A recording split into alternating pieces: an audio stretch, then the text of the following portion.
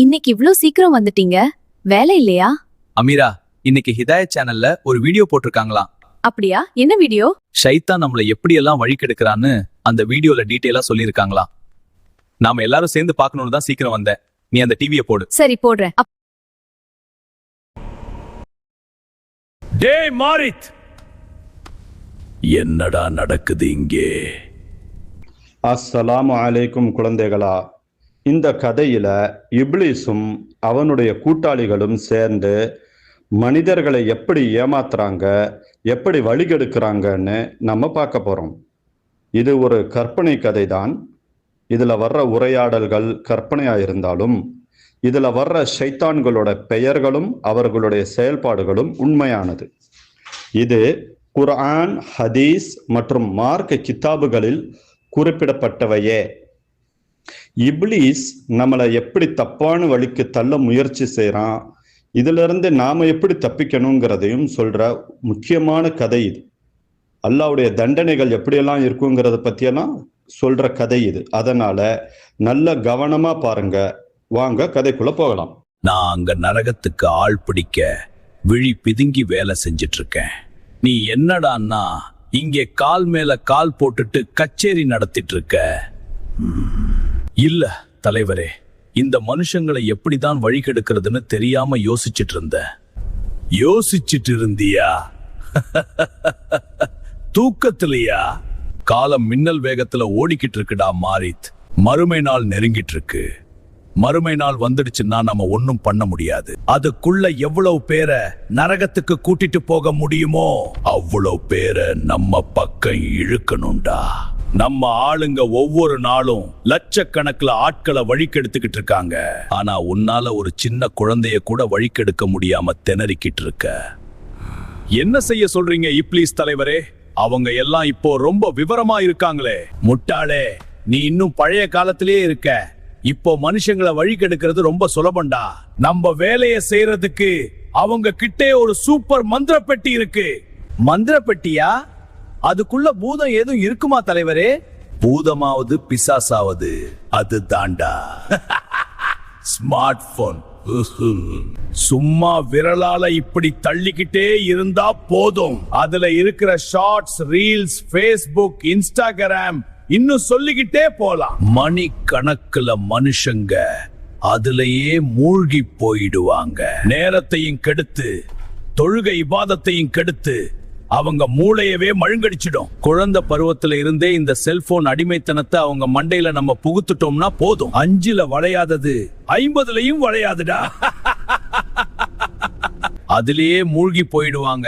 அவங்களால அந்த பழக்கத்தை மாத்தவே முடியாம போயிடும். அந்த ஸ்மார்ட் போனை ஒரு தடவை அவங்க கையில நம்ம எடுக்க வச்சுட்டா போதும். போன் அவங்க நேரத்தை திருடுது, நேரம் அவங்க இபாதத்தை திருடுது. இபாதத்துகள் எல்லாம் அவங்களுக்கு கசக்க ஆரம்பிச்சிடும். இதுதான் நம்ம வெற்றியின் ரகசியம்.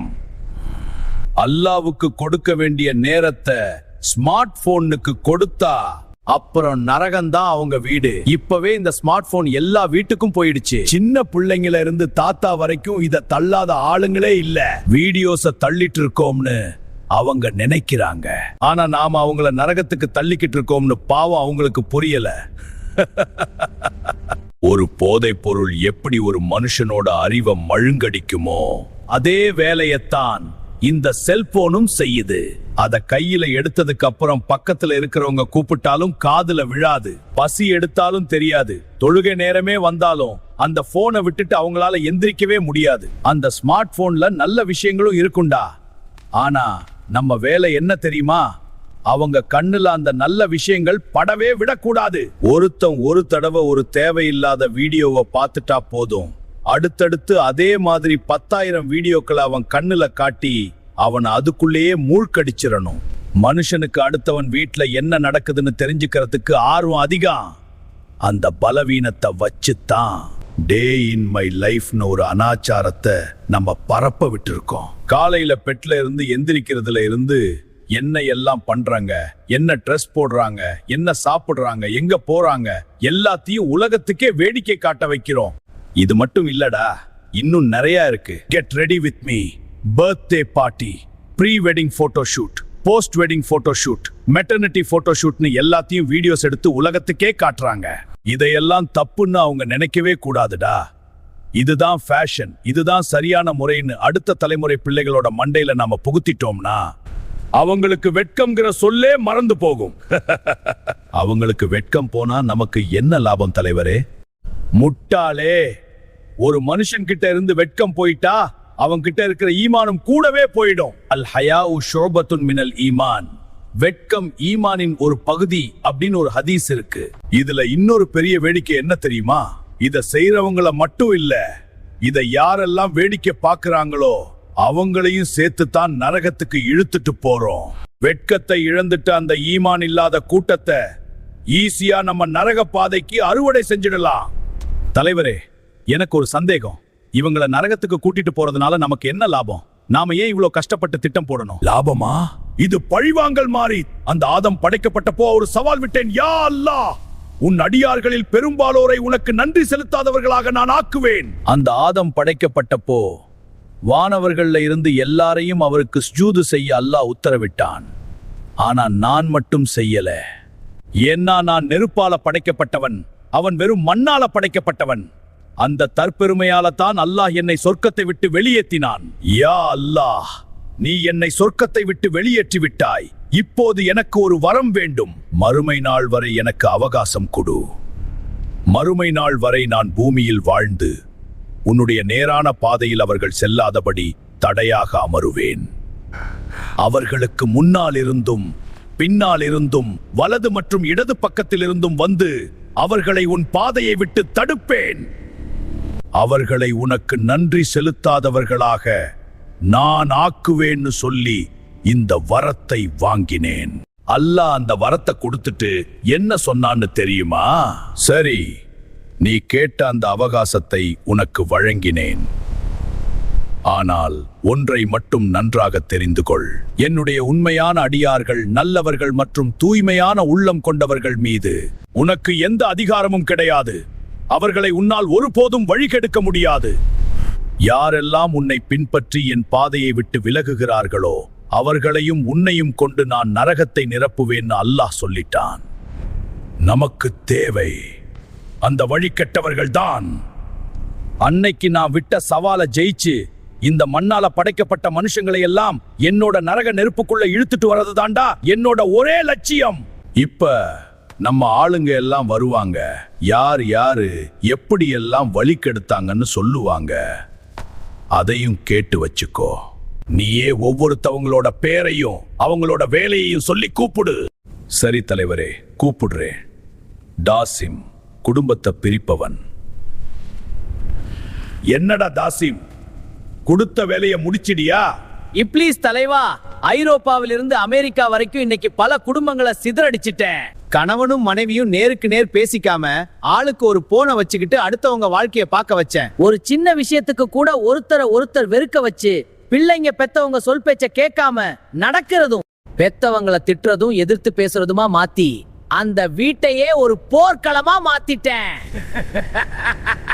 சபாஷ் தாசிம், இவங்களுக்கு நரகத்துல கஸ்ஸாக் என்கிற அசுத்தமான திரவத்தை தான் குடிக்க கொடுப்பாங்க. அது நரகவாசிகளோட காயங்கள்ல இருந்து வர்ற சீழும் ரத்தமும் வியர்வையும் கலந்த ஒரு விஷத்தன்மை கொண்ட திரவம். அதை குடிச்ச அடுத்த வினாடி அவங்க தொண்டை அப்படியே கருகிடும், அவங்க குடல் உருகி வெளியே தள்ளும்.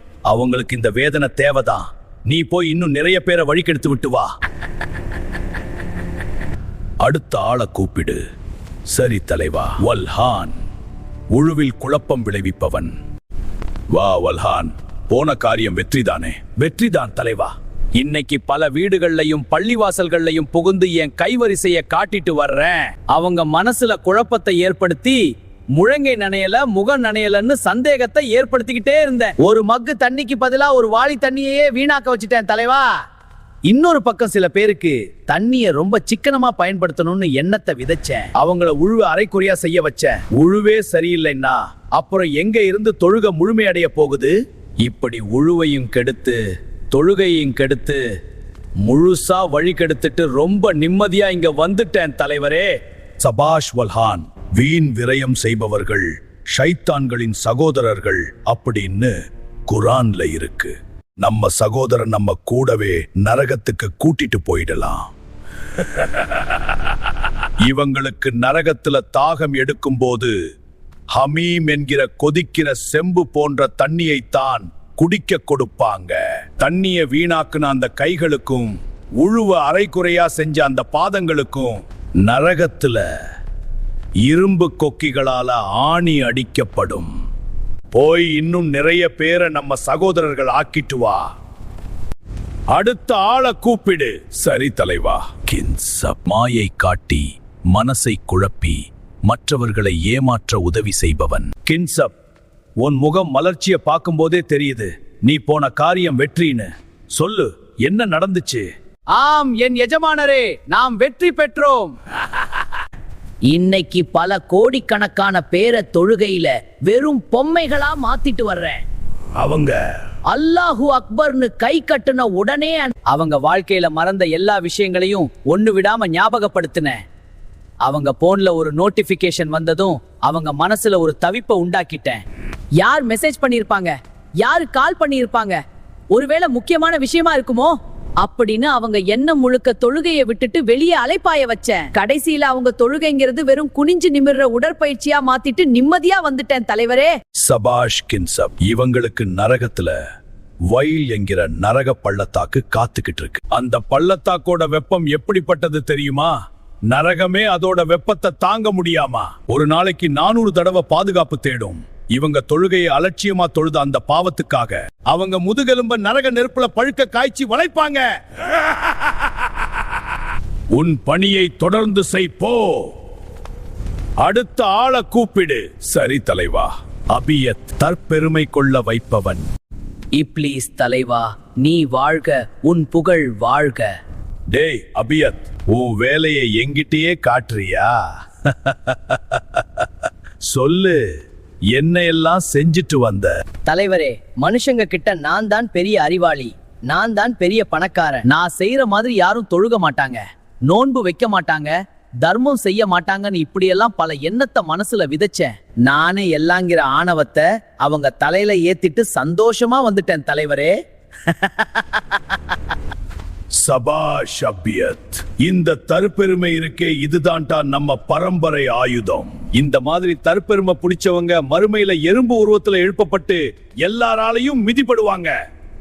இது எனக்கு பத்தாது, இன்னும் நிறைய ஆட்களை தற்பெருமை உள்ளவங்களை மாத்தணும். ஓ, அந்த வேலையை செய். அடுத்த ஆளை கூப்பிடு. சரி தலைவா. மிஸ்வத், பொய்களையும் வதந்திகளையும் பரப்புபவன். வாடா மிஸ்வத், உன்னாலதான் இந்த உலகமே அமோகமா இருக்கு. சொல்லு, இன்னைக்கு என்னென்ன பொய்களை பரப்பி என்ன எல்லாம் செஞ்ச? தலைவரே, இன்னைக்கு ஒரு பெரிய பொய்ய பிரேக்கிங் நியூஸ் மாதிரி சமூக வலைத்தளங்கள்ல கிளப்பி விட்டேன். அந்த ஒரு பொய் தீயா பரவி பல நாடுகளோட அமைதியை குலைச்சிடுச்சு. உண்மை என்னன்னு தெரியாமலேயே லட்சக்கணக்கான மக்கள் அதை ஃபார்வர்ட் பண்ண வச்சேன். அது மட்டும் இல்லாம உயிர் நண்பர்களுக்குள்ள புகுந்து ஒருத்தர் பத்தி இன்னொருத்தர் கிட்ட இல்லாத பொய்களை சொல்லி மனசுக்குள்ள தப்பான எண்ணங்களை விதைச்சு அவங்கள பிரிச்சு அவங்க நட்பை சுக்குநூறாக்கிட்டு வந்துட்டேன் தலைவரே. சபாஷ் மிஸ்வத். பொய்ய பரப்பிக்கிட்டே திரியிற நாக்கு மறுமை நாள்ல நெருப்பால சுடப்படும். பொய் பேசுறவங்க முகம் கருகி எல்லாருக்கும் முன்னாடி கேவலப்படுவாங்க. உன் வேலையை நீ ரொம்ப நல்லா செஞ்சுக்கிட்டு இருக்க. போ, தொடர்ந்து இந்த வேலையை செய். அடுத்த ஆளை கூப்பிடு. சரி தலைவா. சலன்பூர், வியாபார மோசடி செய்பவன். வா சலன்பூர், இன்னைக்கு என்ன சாதிச்சிட்டு வந்த? சாதனைகள் எல்லாம் பல இருக்கு தலைவா. அதுல ஒரு 2-3 சொல்றேன் கேளுங்க. இன்னைக்கு வியாபாரிகள் மனசுல புகுந்து பழைய பொருளை புதுசு மாதிரி காட்டி மோசடி செய்ய வச்சேன். இது ஒரிஜினல் தான் அவங்கள சொல்ல வச்சு வாடிக்கையாளர்களை நம்ப வச்சேன்.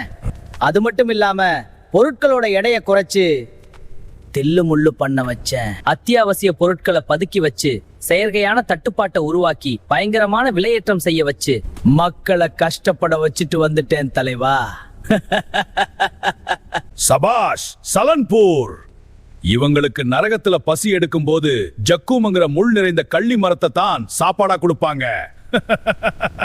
மோசடி செஞ்சு லாபம் பார்த்த அந்த கைகளை நரக நெருப்புல பழுக்க காய்ச்சப்பட்ட சங்கிலிகளால பிணைப்பாங்க.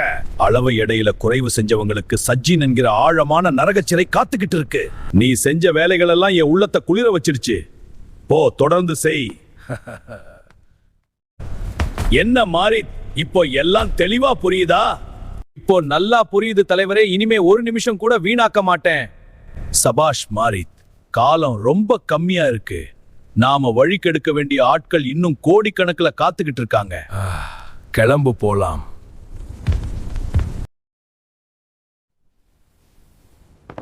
அப்பா, அந்த வீடியோல சொன்னது எல்லாமே உண்மையாப்பா? ஆமா அமீன், இது உண்மைதான்.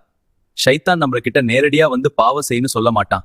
மறைமுகமா சின்ன சின்ன விஷயங்கள் மூலமா நம்ம நேரத்தையும் ஈமானையும் திருடும். அப்போ நாம இப்லீஸோட சூழ்ச்சில இருந்து எப்படி தப்பிக்கிறது? அல்லாஹ் நமக்கு இதுல இருந்து தப்பிக்க வழிகளை சொல்லி தந்திருக்கான். காலையில நீ கண்முழிச்ச உடனே மறக்காம ஆயத்துல் குர்சி ஓதிடு. அப்படி நீ ஓதிட்டா அந்த நிமிஷமே அல்லாஹ் ஒரு மலக்க உனக்கு பாதுகாப்பா அனுப்பிடுவான். அந்த இப்லீஸ் உன் பக்கத்துல கூட நெருங்க முடியாம ஒரு பெரிய நெருப்பு சுவர் உன்னை சுத்தி உருவாகிடும். நமக்கு ஏதாவது தப்பான எண்ணம் வரும்போதோ இல்ல போன் எடுக்கும் போதோ உடனே அல்லாஹ் கிட்ட பாதுகாப்பு தேடி அஊது பில்லாஹி மினஷ் ஷைத்தானிர் ரஜீம்னு சொல்லணும். நீ இத சொன்ன அடுத்த வினாடியே காதுல ஓதிட்டு இருந்த அந்த மாரி சைத்தான் காதுல ஈயத்தை காய்ச்சி ஊத்துன மாதிரி அலறி அடிச்சிட்டு ஓடிடுவான். அமீன், நீ ஒரு விஷயத்த செய்ய ஆரம்பிக்கிறதுக்கு முன்னாடி, உதாரணத்துக்கு சாப்பிடும் போதும் வீட்டுக்குள்ள நுழையும் போதும் போன் ஆன் பண்ணும் போது கூட பிஸ்மில்லான்னு சொல்லு. அப்போ அந்த தாசிம் ஷைத்தான் ஐயோ எனக்கு இங்க இடமும் இல்ல சாப்பாடும் இல்லைன்னு சொல்லிட்டு தலையில அடிச்சுக்கிட்டு ஓடுவான். நீ வுழு செய்யும்போது வல்ஹான் ஷைத்தான் உன்னோட மனசுல சந்தேகம் போடாம இருக்க பிஸ்மில்லா சொல்லி சுன்னத்தான முறைப்படி உறுப்புகளை தேய்த்து கழுவு. உழு செஞ்சு முடிச்சதும் அஷ்ஹது அல்லா இலாஹ இல்லல்லாஹ் வஹ்தஹு லா ஷரீக லஹ் வ அஷ்ஹது அன்ன முஹம்மதன் அப்துஹு வ ரசூலுஹ். இந்த தௌஹீத் கலிமாவை நீ சொன்னதும் வல்ஹான் ஷைத்தான் அங்கிருந்து ஓடியே போயிடுவான். பாங்கு சத்தம் கேட்ட உடனே போனை ஓரமா வச்சிரணும். அந்த நேரத்துல வர நோட்டிபிகேஷனை கவனிக்க கூடாது. தொழுகையில அல்லாஹ்வை மட்டும் நினைச்சு ஈடுபாடோட தொழுகணும். அப்போ உன் தொழுகையை திருட வந்த அந்த கின்சப் இவன் என் வலையில விழமாட்டேங்கிறானேன்னு கவலையில தரையில விழுந்து புரளுவான். உன் தொழுகை உனக்கு ஒரு பெரிய பாதுகாப்பு கவசமா மாறிடும். அமீன், உனக்கு எப்போவாவது நான் தான் எல்லா விஷயத்திலயும் பெஸ்ட், எனக்கு எல்லாம் தெரியும் அப்படின்னு தற்பெருமை வருதோ, அப்போ நீ இத ஓது. லா ஹவுல வலா குவத இல்லா பில்லாஹ். அதாவது அல்லாஹ்வோட உதவி இல்லாம எனக்கு எந்த சக்தியும் இல்லைன்னு நீ பணிவோட சொல்லும்போது அந்த அப்யத் ஷைத்தான் அங்கிருந்து அடையாளமே இல்லாம காணாம போயிடுவான். அமீன், உன்கிட்ட யாராவது ஒரு விஷயத்த சொன்னா அது உண்மையானு தெரியாம அதை யார்கிட்டயும் சொல்லாத. சுப்ஹான் அல்லான்னு சொல்லி மௌனமா இரு. உன் நாவால பொய் வராம இருக்க. اللهم إني أعوذ بك من شر سمعي ومن شر بصري ومن شر لساني. அதாவது யா அல்லாஹ், என் காதின் தீங்கிலிருந்தும் என் கண்ணின் தீங்கிலிருந்தும் என் நாவின் தீங்கிலிருந்தும் உன்னிடம் பாதுகாப்பு தேடுகிறேன் அப்படின்னு சொன்னா அது அந்த மிஸ்வத் ஷைத்தானோட தந்திரத்தை உடைச்சிரும். அமீன், நீ யாரையும் ஏமாத்தக்கூடாது, பொய் சொல்லக்கூடாது. உன்கிட்ட என்ன பொருள் இருக்கோ அதோட உண்மை நிலையை சொல்லிதான் மத்தவங்களுக்கு கொடுக்கணும். அடுத்தவங்களை ஏமாத்தணும்னு சலன்பூர் உன் மனசுல எண்ணத்தை விதைச்சா அப்ப நீ இத ஓது. ஹஸ்பி அல்லாஹ் வ நிஅமல் வக்கீல். அல்லாவே எனக்கு போதுமானவன், அவனே சிறந்த பாதுகாவலன். நீ யாரையும் ஏமாத்தக்கூடாதுன்னு உறுதியா இருந்து அந்த துவாவை ஓதுனா அந்த சலன்பூர் ஷைத்தான் அங்கிருந்து தலை தெறிக்க ஓடிடுவான். அல்ஹம்துலில்லாஹ், இந்த சைத்தான்கள் கிட்ட இருந்து தப்பிக்கிறதுக்கு இவ்ளோ துவாக்கள் இருக்கா? இனிமே நான் ரொம்ப கவனமா இருப்பேன். என் போனை நான் நரகத்துக்கு போற வழியா மாத்திக்க மாட்டேன். போன் பார்த்தாலும் அதுல யூஸ்ஃபுல்லான விஷயத்தை தான் பார்ப்பேன். அல்லாஹ்வுக்காக என் நேரத்தை சரியா பயன்படுத்துவேன் இன்ஷா அல்லாஹ். ஈமானோடு வளரும் அழுகிலும் சிரிப்பிலும் நீயே அல்லாவின் தரும் பெரிய வரம்